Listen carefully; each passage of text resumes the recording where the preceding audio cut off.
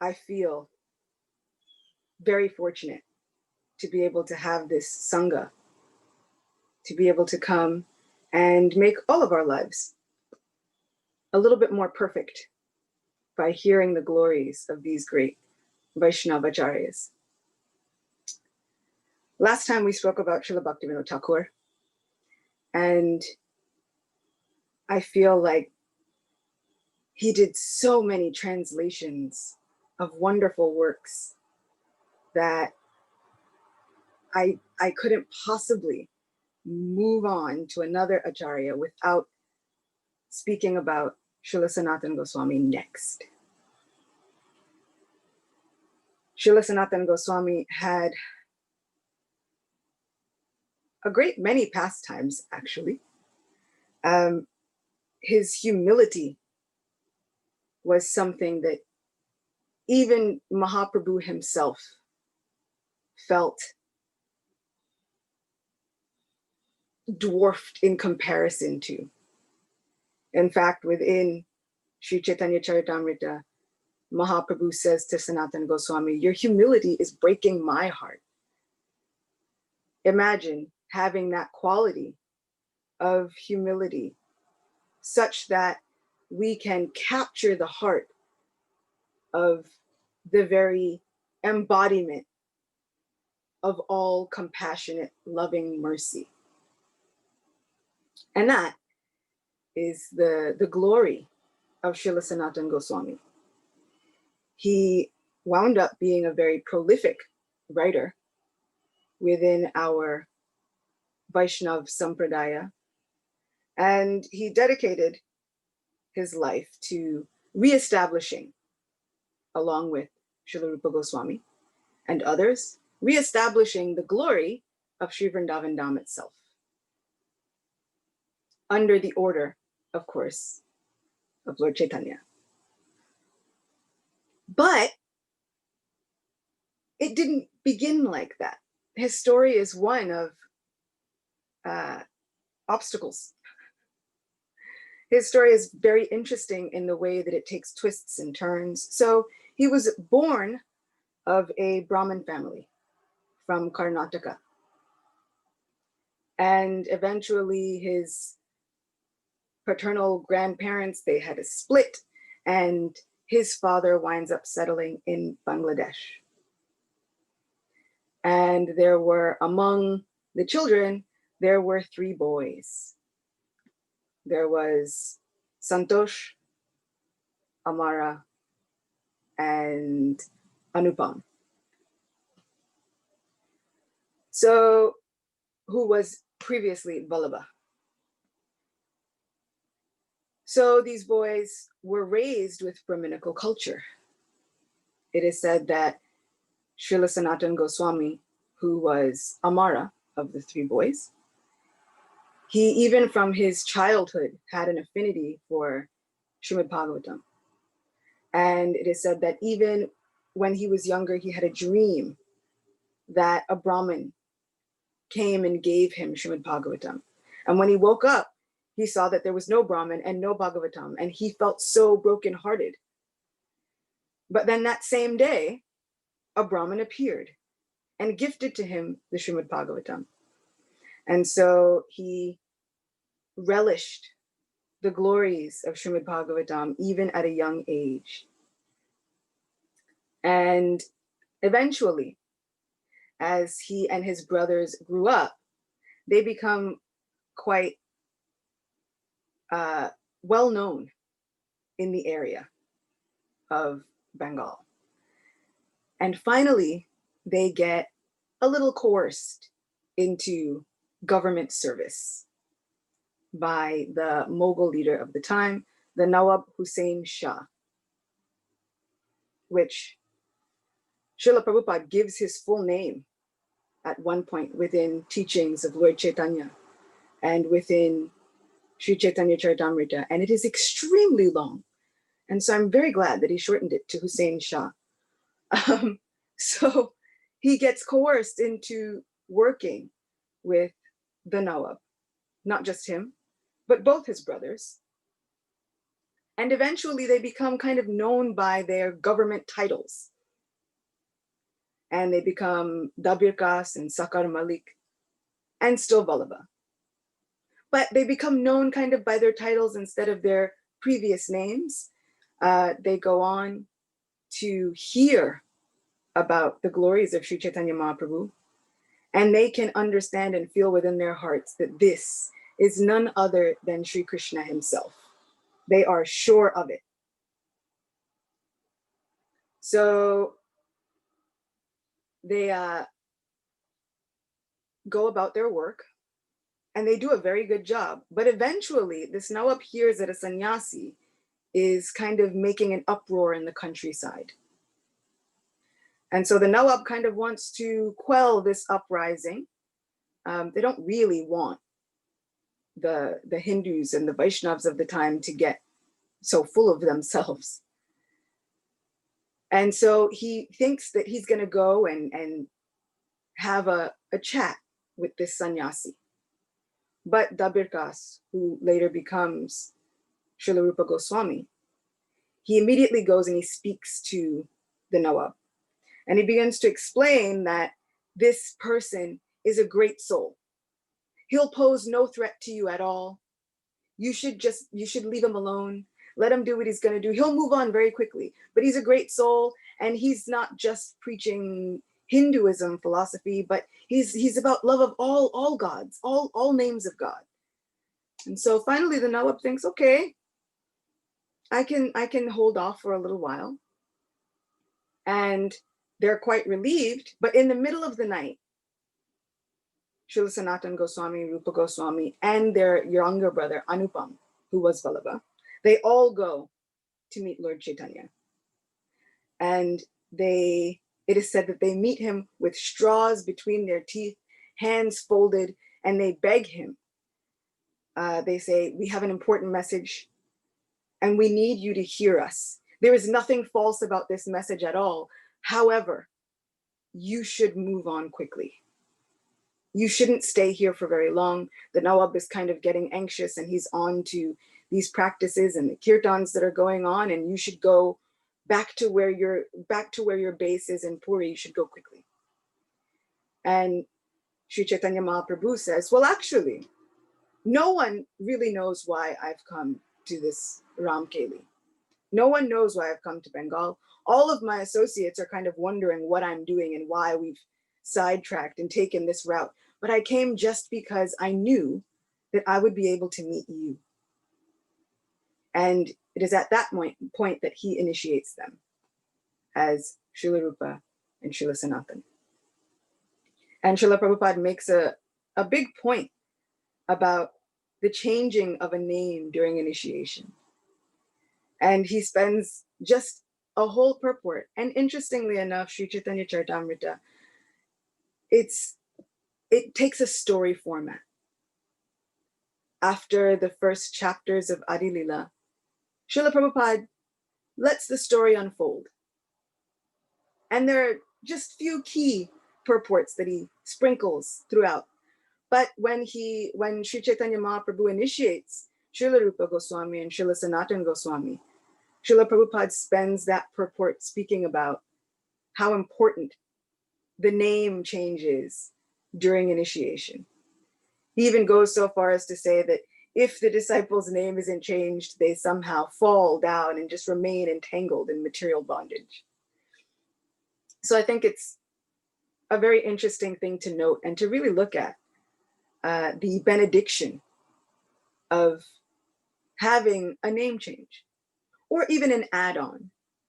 And I really appreciate that my Guru Maharaj, even if he keeps their names the same, whenever he speaks the new person's name, even if it's exactly the same, there's an emphasis on the das at the end.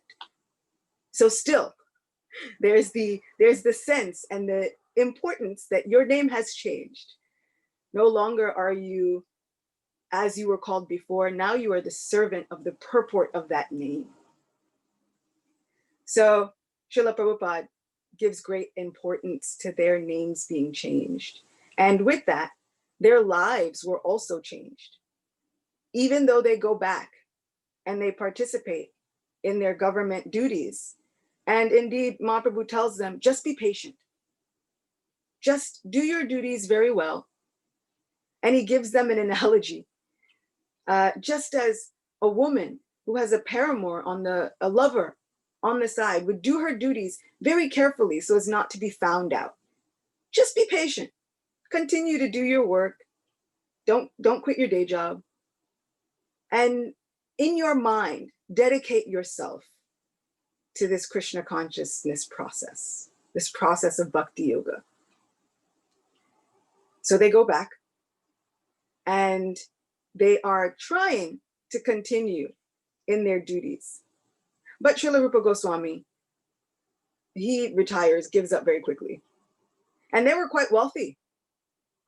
It's said that they designed their home so that they had replicas of so many of the areas of Sri Vrindavan Dham.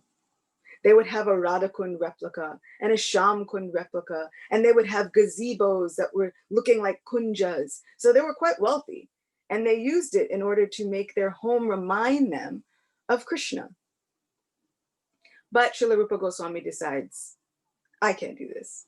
He gives up, he splits his money and divides it properly, and then he's gone.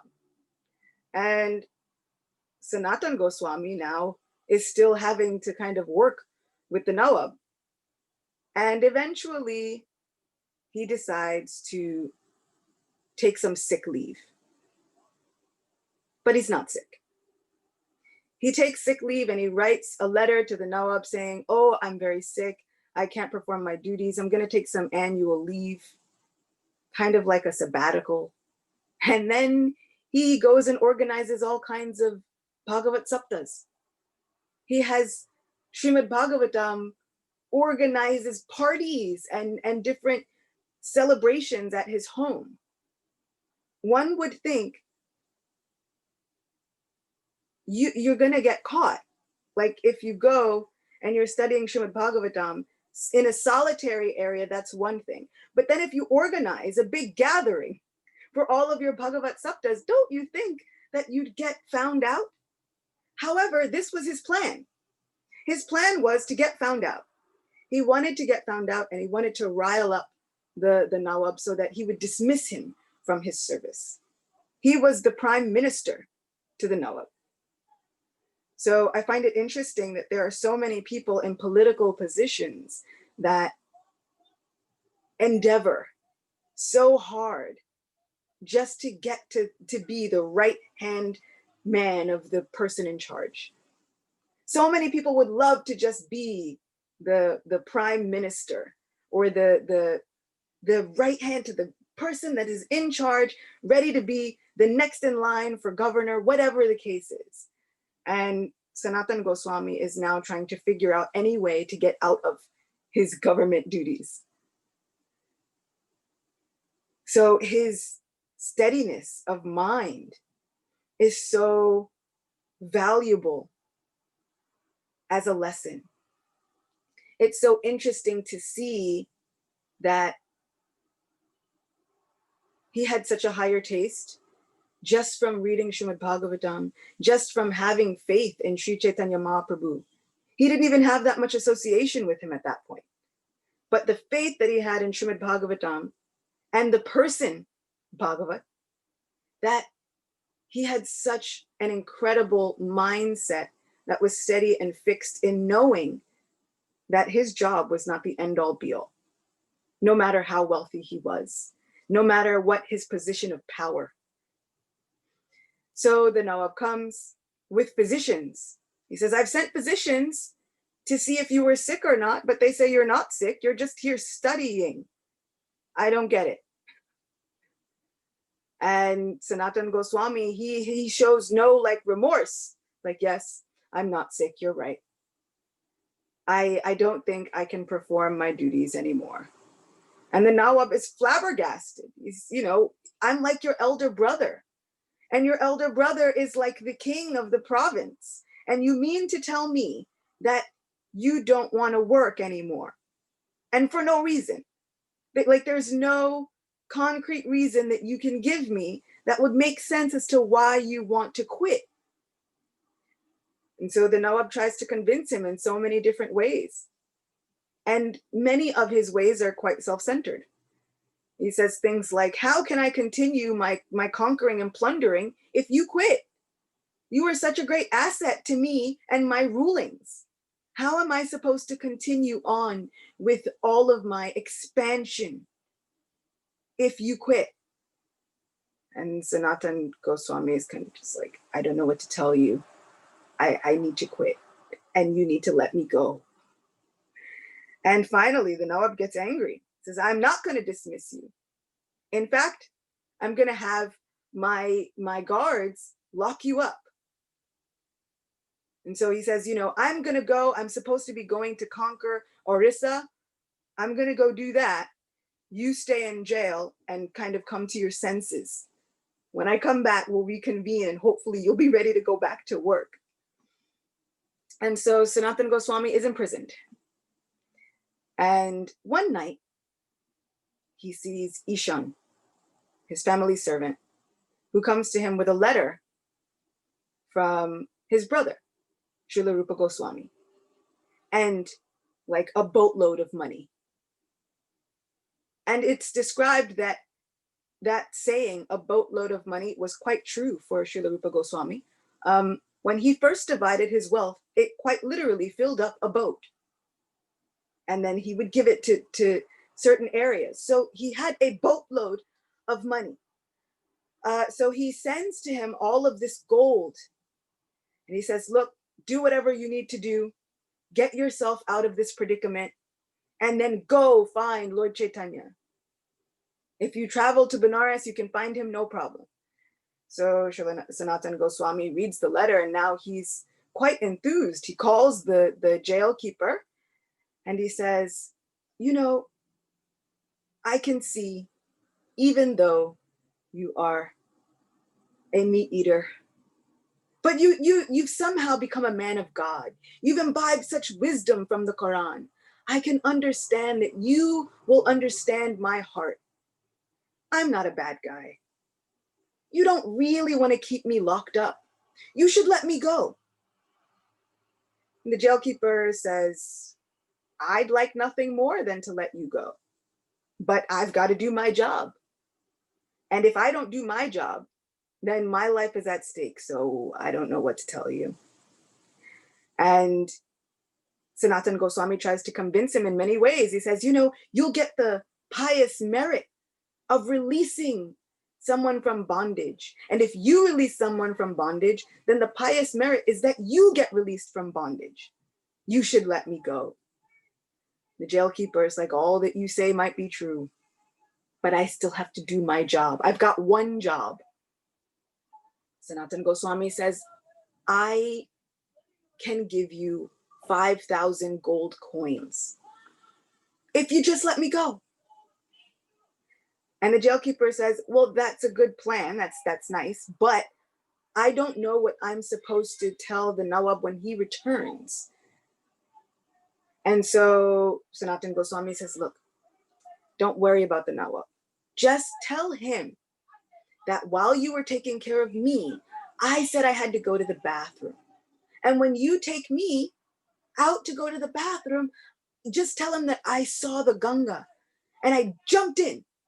And because Sanatan jumped in with his shackles, he must have drowned. He couldn't swim with all of that, so he must have drowned. And in that way, you'll be completely free. The jailkeeper says, I don't know, I'm still not so sure. Like, I feel like the Nawab is going to be angry. He says, look, the Nawab is in Orissa. By the time he comes back, I won't even stay in this area. I'm going to go far, far away. In fact, I'm going to go to Mecca and be a holy mendicant.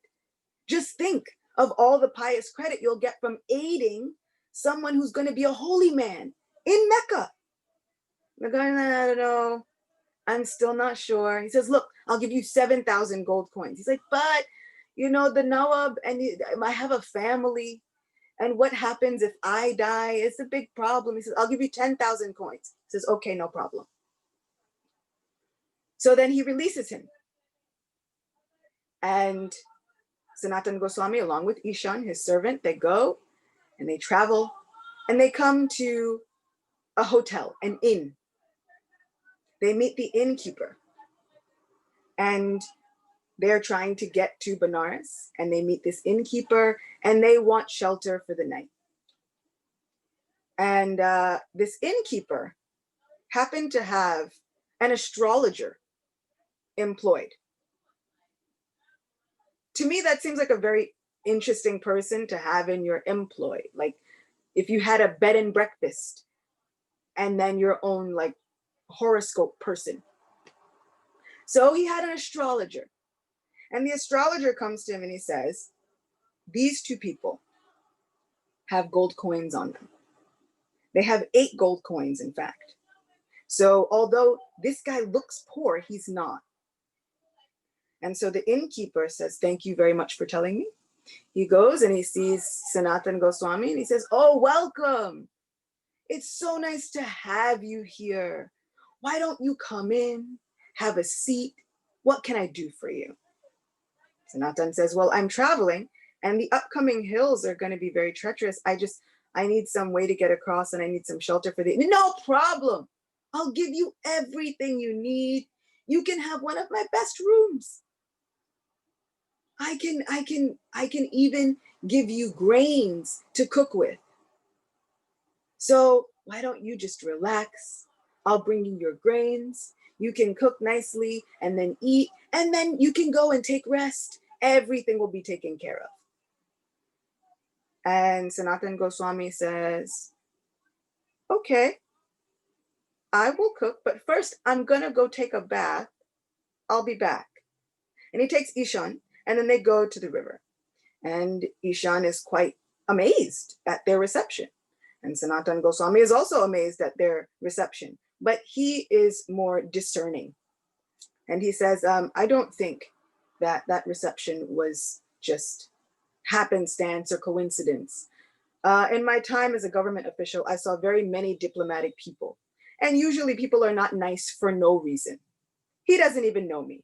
He has no reason to be nice to me. Furthermore, I look poor. And he's offering me the best of everything he has. Something has to be up. So then he asked Ishan, Ishan, do you have any wealth on you? And Ishan says, well, I have 7 gold coins. And Srila Sanatana Goswami is a little furious. How could you? These gold coins are like ringing the bell of death over our heads. This is endangering our lives. What were you thinking? Well, I was thinking that I didn't want to be hungry and poor. So I've kept 7 gold coins. Give me the gold coins. So he takes the gold coins and he brings them back to the innkeeper. And he says, here, I have 7 gold coins. You should take them. And the innkeeper says, you know, I already knew that you had these 8 gold coins on you. And I was actually going to kill you in your sleep and steal them from you. But now that you've already come and given them to me willingly, I'm ready to help you. Whatever you need, I can do. And Sanatana Goswami says, you know, you should take these gold coins and then help us get across to our next checkpoint. And the innkeeper says, no, I don't want to take the gold coins now. I'm just satisfied with performing this pious deed. I am confused about which pious deed this innkeeper is talking about, when previously he was ready to kill Sanatana Goswami and Ishan in their sleep. And now he wants to perform pious deeds. So I am questioning the character and the morals of this innkeeper. But he says, I'm satisfied with just performing this pious deed. Sanatana Goswami says, no, please take the gold coins, because if you don't, someone else will want to kill me for them. And I can't have this hanging over my head. Just take the money and help us get across the hills. The innkeeper agrees. He says, I'll send 4 guards with you. I'll give you a personal escort, no problem. As they leave, Sanatana Goswami asks Ishan again, do you have any more money? Because now the innkeeper has said, I already knew you had these 8 gold coins. Ishan says, I have 1 more gold coin. Sanatana Goswami says, keep it. When we leave here, go back to your family. It's okay. Just absolve me of all of this. They get across the hills. Sanatana Goswami is now without servants, and it says that he felt relieved of the burden of having anybody else with him. He doesn't have to worry about anybody else. He can just kind of be himself. And he stops at a city along the way, and he meets his brother-in-law, who gives him this expensive-looking woolen blanket. And then he travels along, and then he reaches Benares. He comes to the house of Chandrasekhar Acharya, who was inside with none other than Sri Chaitanya Mahaprabhu. In Sri Chaitanya Mahaprabhu's infinite wisdom, he knows in his heart that Sanatana Goswami has come. He tells Chandrasekhar Acharya, I think that there is a great devotee waiting outside your door. Chandrasekhar goes and he looks and he comes back and he says, Mahaprabhu, there are no devotees. I don't see any devotees. He says, well, do you see anyone outside your door? He said, well, there's like a really homeless looking Muslim mendicant guy. He says, bring him in. And I think that this was such an important point, especially for us now today in a Krishna consciousness movement where devotees come in all shapes, sizes, forms, looks, and especially in a place like New York, where anyone could walk through the doors of the temple. Srila Prabhupada would often say that anybody who walks through those doors is a great soul. They are to be considered, this is Krishna's guest. They have come personally invited by the Lord himself. So now Chandrasekhar, who is even a devotee, a follower, looks at Sanatana Goswami forever to be immortalized within Bhakti Yoga as a foremost Acharya and says, I don't see a devotee. There is more to it than meets the eye. And Mahaprabhu says, bring him in. And when Chandrasekhar Acharya goes outside and he says, oh, my dear Muslim mendicant, please come inside. The moment that Sri Chaitanya Mahaprabhu sees him, he goes into absolute ecstasy, rushes over, embraces him. I can only imagine what Chandrasekhar Acharya must have been thinking. He doesn't know who this person is, where he's come from, how he's dressed, all of these things. I can only think that he, you hear about Sufi mystics and all of these Muslim mystics, and I can only imagine how Sanatana Goswami must have looked after this trek, after giving up all of his possessions, willingly taking on this look of a very eccentric, spiritual seeker. And here is Mahaprabhu embracing him, fully in ecstasy. And Srila Sanatana Goswami says, oh my Lord, don't touch me.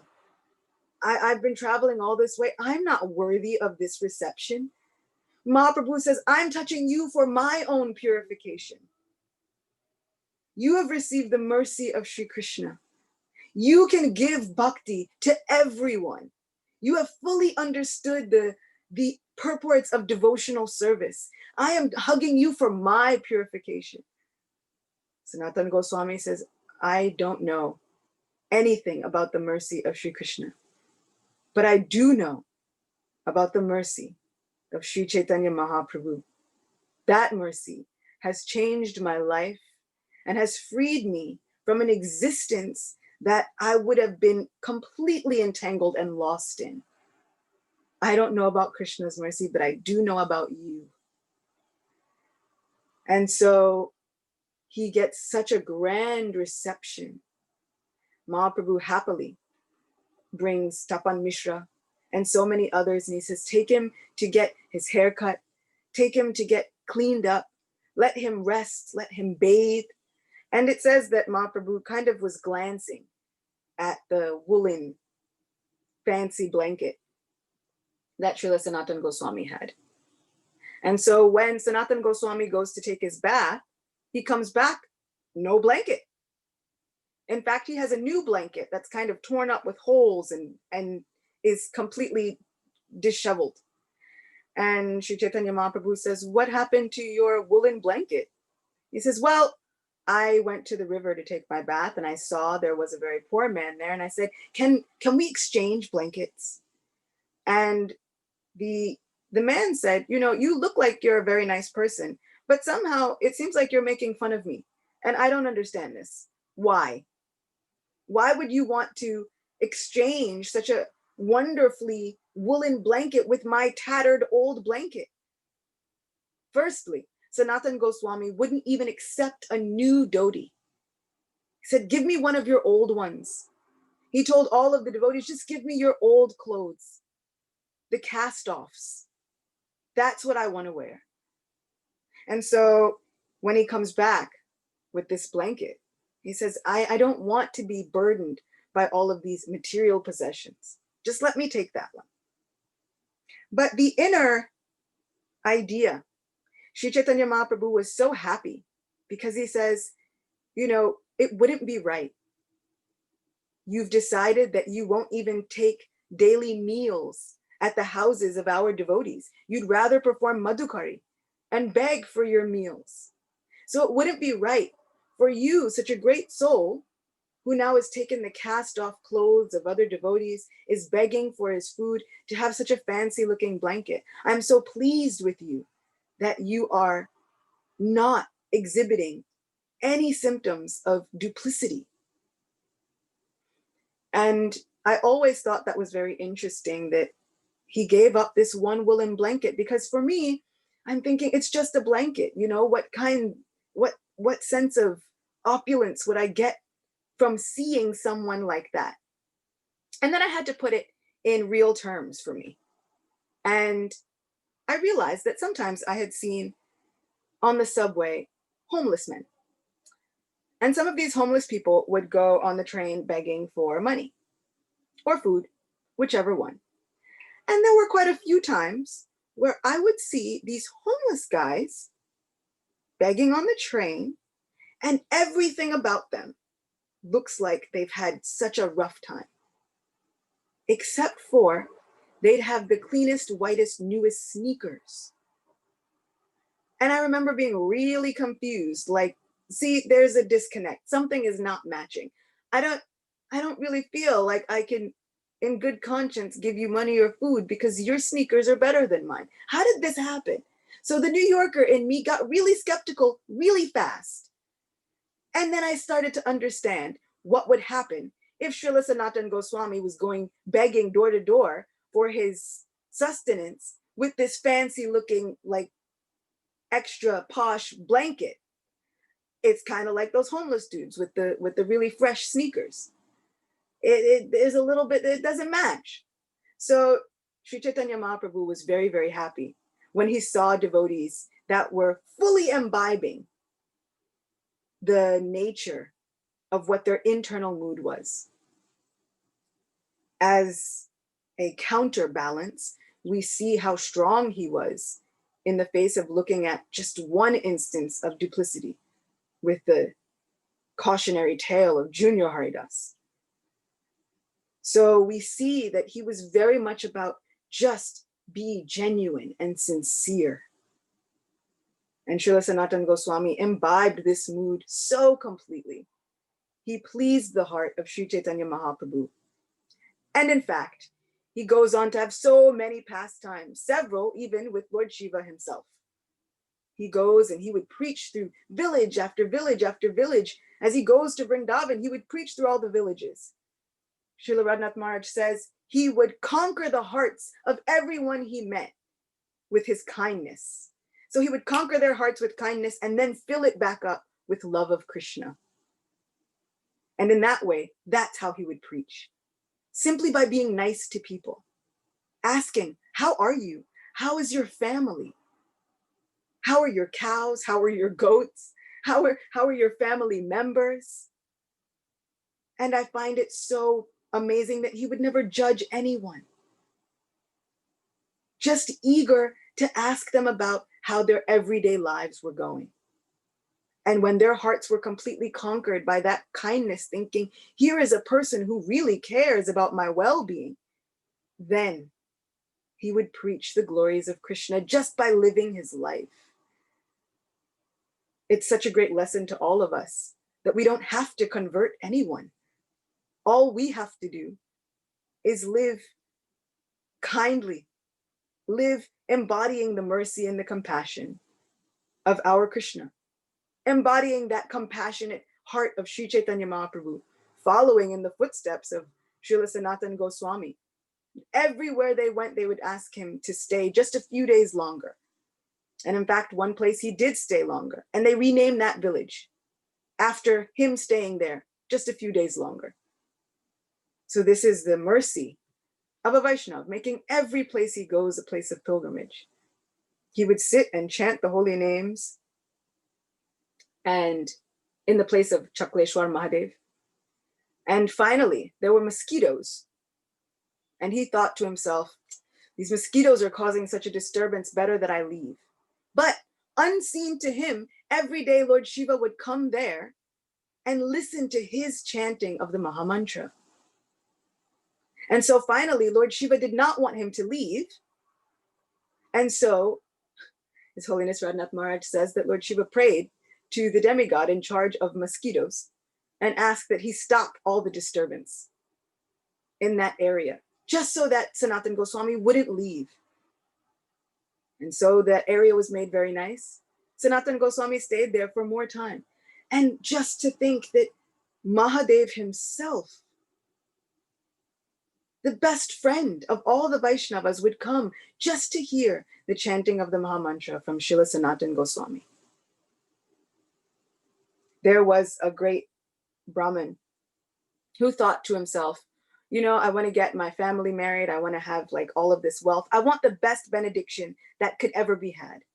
He prays to Lord Shiva for it. And Lord Shiva says, go see Sanatana Goswami. He has the best benediction that you could ever get.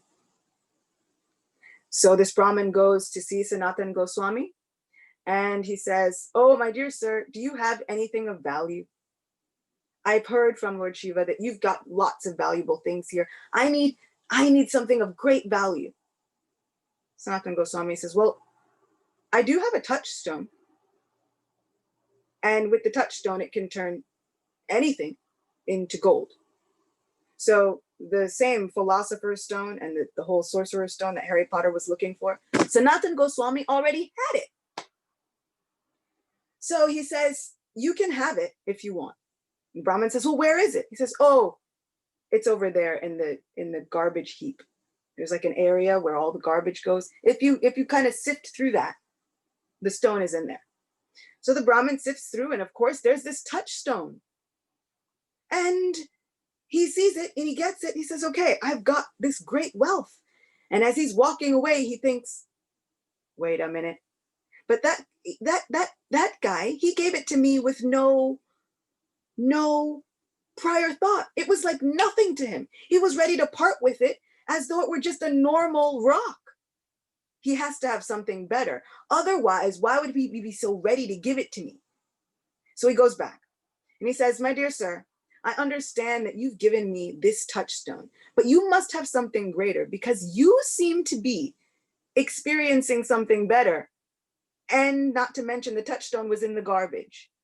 So you have to have something much greater. And Sanatana Goswami says, yes, in fact, that's not the most valuable thing I have. But I'm not sure if you're ready to receive the most valuable thing that I have. Are you ready? Brahman says, I am. I'm so ready. He says, okay, well, first thing you have to do is go and throw that touchstone in the river. And the Brahmin, with all faith, goes and he throws the touchstone in the river and he comes back. And Srila Sanatana Goswami says, now I can give you the most valuable thing that I have, more valuable than any touchstone. The very touchstone that can transform our entire lives is this Mahamantra. And then he initiates the Brahmin into the Hare Krishna Mahamantra itself. How fortunate are we? People have gone to Lord Shiva and have had to invoke the presence of this great, great supreme person, this personality who has the power to manipulate so much of the universe. And they have asked him for the most great benediction of the entire universe. Ultimately, that is this Mahamantra that we have. We didn't have to go and sift through garbage to get it. We didn't have to go and traverse along huge mountainous treks. We didn't get locked up in a prison like Sanatana Goswami and have to bribe guards to get our way out. We didn't have to go over hill and dale and travel and give up all of our possessions. We didn't have to do any of that. And yet this holy name is Goloker Premadan Harinam Sankirtan. In this vein, Radhanath Maharaj often says, it has descended from the spiritual world, the most valuable thing we own, and yet we're too busy. How can we say we're too busy to chant this mantra? The very Harinam Chintamani. We can't say that we're too busy. We have to make time. It is the most valuable thing that we have, the essence of our lives, and the essence of the life of Srila Sanatana Goswami.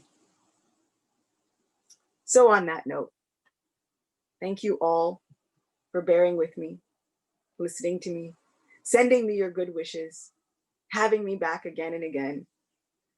All glories to our Vaishnava Acharyas. All glories to our Vaishnava Sangha. All glories to Srila Prabhupada. All glories to Shri Radha Murlidhara. All glories to Srila Radha Govinda Devi. Thank you so much.